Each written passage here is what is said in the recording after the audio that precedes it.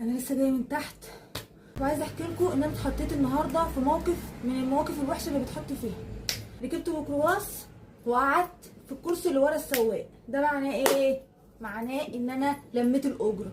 كل شويه حد يعمل لي كده 2 من 10 3 من 10 1 من 5. المفروض ان انا هلم الاجره واقول كام واحد في العربيه وادي لكل الناس اللي لها باقي وادي بعد كده الحاجه للسواق. قاعده كده في الميكروباص في امان الله وفاتحه الشباك بشم نسمه الهواء الرقيقه. كل شويه 2 قدام 3 ورا 2 من 10 2 من 5. كتافي دي وقعت. بصوا كتافي واقعه ازاي. كتافي وقعت. ده غير بقى يا سلام مش عايزه اقول لكم على نسبه ذكائي. بقى ذكائي بيبان وانا بلم الاجره. انزل اقول له راجل على جنب وانزل في حته مش منطقتي علشان انا ما بعرفش الم الاجره، ما بعرفش انا بعمل الحسابات دي.